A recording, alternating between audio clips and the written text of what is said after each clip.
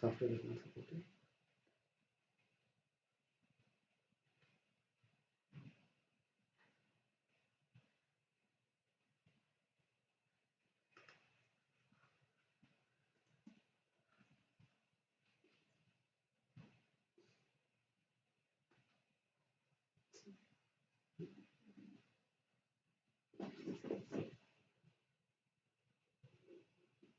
A very good evening to you all.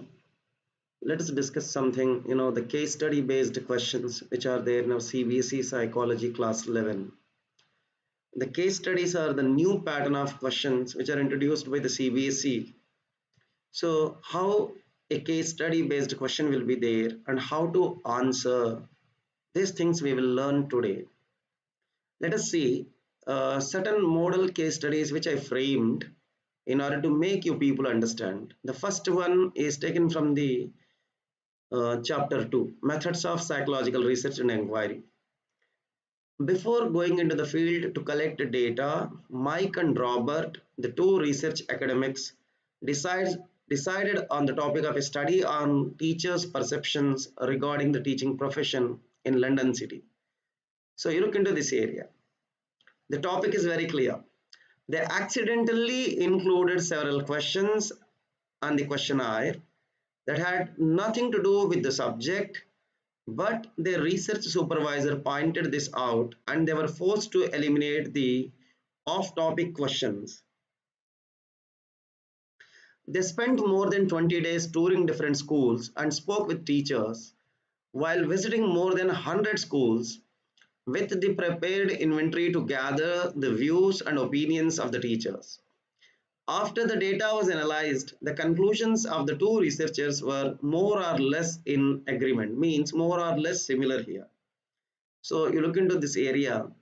In this case study, the first thing they went when they are making their own tool for research, they selected some irrelevant questions.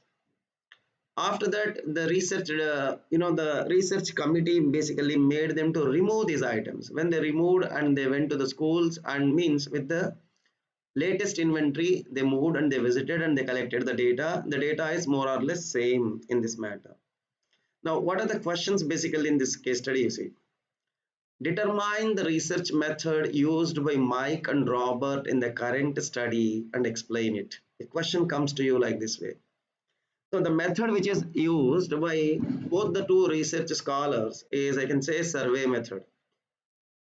Survey method generally we use to collect the data from a large number of sample. When the sample is so big, in order to cover huge number, we go with a survey technique. And within the survey, we use questionnaires, personal interviews, or sometimes we go for observation, or we use checklist or a rating scale. So survey is defined as the act of examining a process or questioning a selected sample of individuals to get the data about a service, a product or process. You see, generally the survey is conducted before the elections in India, like as exit polls. Surveys are done by the various famous well-known companies before launching their products to know the customer, even after launching the product also to know the customer satisfaction. Generally they depend on survey method. So here the method of investigation is the survey. Now the second question, if you see, the test content will lack whatever standardization feature and explain it if the research supervisor failed to identify the irrelevant questions. You see what it is talking. You see the question says whatever the standardization feature which is not found in the prior inventory, means when they selected the irrelevant questions, we are saying, you see, when you do the research and in the research process, if you select some questions which are not related to your research, then we say the missing topic is validity in this area. The missing concept is validity. What is validity? You see, validity means does the test measures what it claims to measure. For example, if you are making a questionnaire to assess the personality of the people, and you need to frame the personality assessment related questions. Rather than this, if you are going out and you are selecting some questions which are related to the attitude of the person, or some questions related to intelligence means that is not a valid inventory or a valid questionnaire. So we need to rectify and we need to check the validity, then only we will be allowed to do the investigation. So these are the two questions. Each question carries two marks here. You need to identify what is missing and explain it here. And you need to identify the method in the previous question and explain the method. So for identification, 1 mark. For explanation, 1 mark here. Let's move to the case study number 2. Kelvin, a grade 10 student who has started at a new school, attends one that is close to a movie theater. Okay, the school is very close to the movie theater. Please be careful here. The buzzer will be pressed in the movie theater early morning, okay, each morning at 10 a.m. while the school break starts at 10:15 a.m. Kelvin, as a new student, hears the sound from a movie theater. He assumes it is the school bell and constantly tries to leave the classroom. After a few days, Kelvin learned to distinguish between the buzzer sound from the movie theater and the school bell signaling the start of recess. And he stopped responding to the buzzer sound from the movie theater, you see. This is a case study taken from the chapter 6 learning. Now let us go to the questions here. What kind of circumstance results from an inability to distinguish between two comparable stimuli? You see, two comparable stimuli, theater sound, theater buzzer, and the school bell. Both the two are the sounds, the bell sounds and the buzzers both. And the child is not able to identify the difference in the early phase. So this is basically happening because of due to law of generalization. When people cannot find out the difference between the two things, that time we can say it is because of due to generalization. This is related to the Pavlov's classical conditioning experiment, you see. On the base of the classical conditioning, we have the key learning principles, law of generalization. The generalization takes place when you fail to distinguish the difference between the two stimuli. Let's make a move to the second question. Understanding the variations between the buzzer sound of a movie theater and the sound of a school bell can help one determine which law of learning is being used here, you see. Second one, after the generalization, after some time, Kelvin was able to identify the difference between the school bell and the theaters, the buzzer sound which is coming from the theater. And he started responding only to this particular bell sound, you see, here it is. So this is basically law of discrimination. When the child is able to separate or differentiate the two similar stimuli as different, that time we can say that it is discrimination. So the law of discrimination. So identify which law and explain that law. Each one mark here. Let's make a move to the case study number 3. A car manufacturer wants to design a new car. They distribute questionnaires to people on what color they most like, what features they want, or whether they prefer an electric vehicle or a gas powered one. After the results are analyzed, product planners can design a car that appeals most to customers, you see. I can say here, the car manufacturer want to design means he want to know the pulse of the customer here. So they gave a questionnaire to people, what color they most like, what features they want, they prefer an electric engine or they prefer a petrol fuel one or a gas powered one, whatever it is, you see.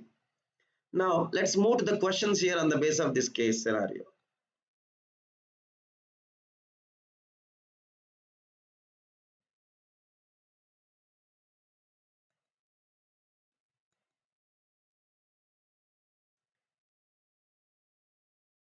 Just a minute, just a minute. So what are the different techniques in this method that can be used to collect information from a large number of participants of research, you see? What are the methods actually we can use here? First one, a questionnaire you can use, personal interview, telephonic survey, controlled observation, you see. So you want to know the people's opinion better is the questionnaire. These are all part of the survey method only. Within the survey, you are depending on these techniques: a questionnaire, a personal interview, telephonic survey, controlled observation. Now, determine the research method used by the car manufacturer in the current study. This is the first question, guys. Sorry, I went to the second question because of the PPT is changing. You see, the survey method was employed to collect the data. Okay, survey. Already we learned about survey in previous case study. So the survey method. And the survey method, how survey is a method of investigation, but data collection technique is totally different. The data collection can be done with a questionnaire, with a personal interview technique, telephonic survey, telephonic way, telephonic conversation, or in controlled observe, in-depth interview also we can consider here. Depth interview we can say. Let's go to the case study number 4. Martin's dad drives him to college every day. In this way, Martin learns the route from his house to school, but he is never driven there himself. So he has not had a chance to demonstrate that he has learned the way. Martin's dad bought a new bike and gifted to Martin. And one morning, his dad has to leave early for a meeting, so he cannot drive Martin to college. Instead, Martin follows the same route on his bike that his dad would have taken in the car. Martin had learned the route to school but had no need to demonstrate this knowledge earlier. I can say here, sorry, we use the word college and ending we said the word school, but no problem. Just imagine in this case study. So the child is dropped by his father to the school. He is never driven there himself, so he has not had a chance to demonstrate. And he was observing his father, but you see, he is looking into, he is building the route map in his mind. And one day the father is not able to drop him. Before that, the father bought a new bike and gifted to him. So he started, he know how to go to the school. So he used the bike and he reached safely, you see. In this case, identify the type of learning demonstrated by Martin here, you see. What is the learning style, you see? It is the latent learning. In latent learning, a new behavior is learned but will not be demonstrated until the reinforcement is provided. In this case study, if you observe, Martin learned the new behavior of going to the school or the college, but he did not demonstrate that one. He is waiting for an opportunity. He is just waiting for an opportunity, you know. He's waiting for an opportunity and he is waiting for his parents to reward him. So the reward came already here. The reinforcement came in the form of new bike. So automatically you see, a new behavior is learned but will not be displayed or demonstrated until the reinforcement is given. So the new bike is the reinforcement. Once he got the new bike, he started using and he reached to the school. You see here it is, the new behavior is demonstrated. Let's move to the question number, next question in the case study 4. What is learned is not a specific set of conditioned associations between stimuli and responses, but a cognitive relationship between the means and an end. So this statement, if you read, you need to identify what kind of learning it is actually. Insight learning. Generally, we say the word, when the word comes means and an end, it is related to insight learning. Look into this area. Insight learning theory, latent learning theory, both the two are part of the cognitive learning theories. Both the two are part of the cognitive theories of learning.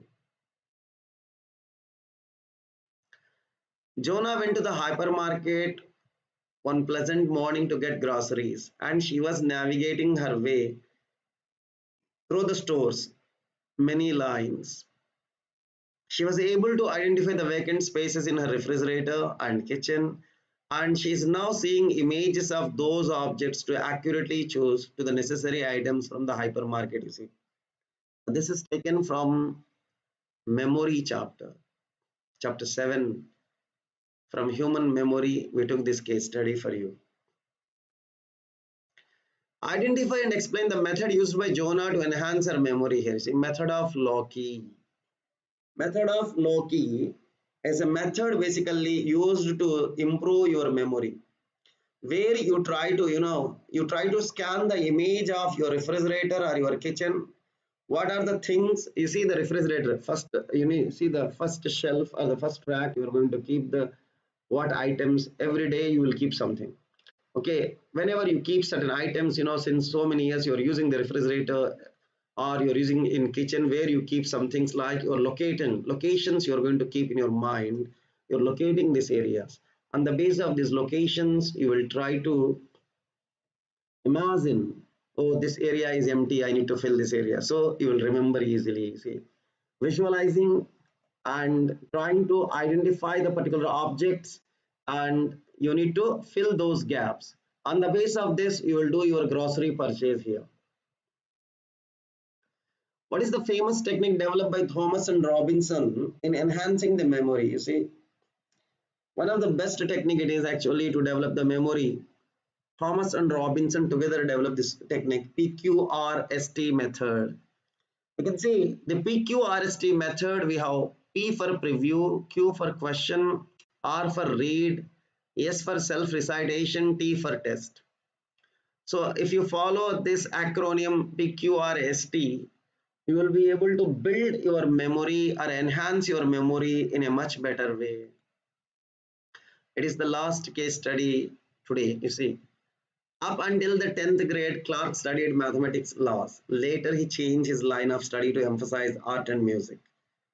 He was accepted into one of the top fine arts colleges in London, and during the initial stages of learning music, Clark experienced some challenges. However, he was able to overcome these challenges over time and graduated from the art school 5 years later. However, when Clark came across his old class 10th, the old class 10 math notes, he was unable to recall the concepts from those notes. Now look into this case study. It is related to again memory topic. Identify the kind of forgetting experienced by Clark in the current case. You see, Clark studied the mathematics up to class 10. He shifted his, the focus of interest from maths to music side. After a long time, when he saw the notebook, he opened the book, but everything became new to him.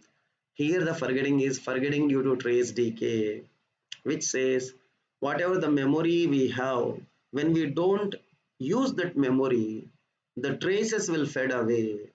So the forgetting due to trace decay is one of the oldest explanation about the forgetting, and it is having a lot of limitations like skills basically.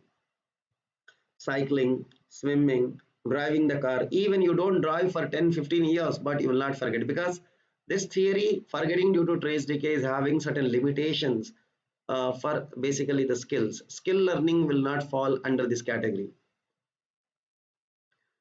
What kind of learning is related to learning music, and describe the stages of that kind of learning? You see, skill learning. Music learning is again skill, it is basically skill. See, I discuss with you people, forgetting due to trace decay will not apply to the skills. Learning music is basically a skill. So in the skill learning, we have three phases: cognitive phase, associative phase, autonomous phase. In cognitive phase, first you will collect the all the instructions related to the particular skill, means theoretical instructions you are going to receive. Associative phase, while remembering all those given instructions, you will try to practice. So in associative phase, attentional demands will be very high.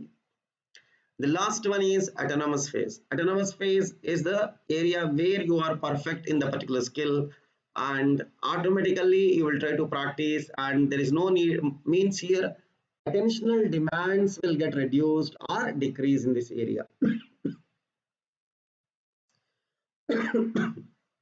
Sorry guys, I have a seventh case study for you. Lily, a 5-year-old, started kindergarten and was ecstatic to be there.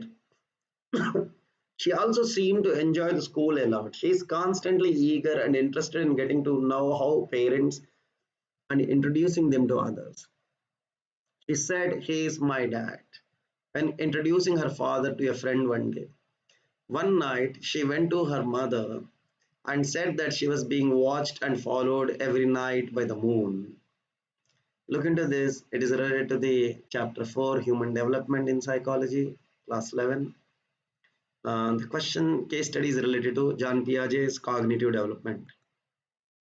What is animism, and identify what is it in the case of Lily?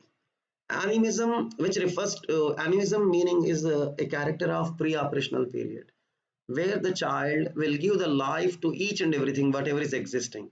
You know, first the child will give the life to everything, whatever is existing. After some time, the child will give the life to whatever is moving. Now you look into this area. So in the current case, the moon is watching me. You see, the moon is watching the baby here is an example of animism. A little child named Lily can introduce her father, but cannot claim that she is his daughter.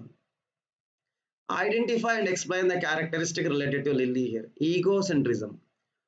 See, again, it is a part of the pre-operational development. Egocentrism. A child cannot be able to think from the other's point of view. And children generally what they do better, they try to understand the world from their own point of view and they feel that it is they are right. They think and they look into any topic or any point from their own point of view. For example, Lily can introduce her father. He is my dad. She cannot say, I am his daughter. So this is the egocentrism. We can say a kind of reversibility or reversible thinking will not be there in the among the children in the pre-operational period. That's it, guys. Please look into these case studies and try to understand how to answer, how to explain the case-based questions. Thank you very much.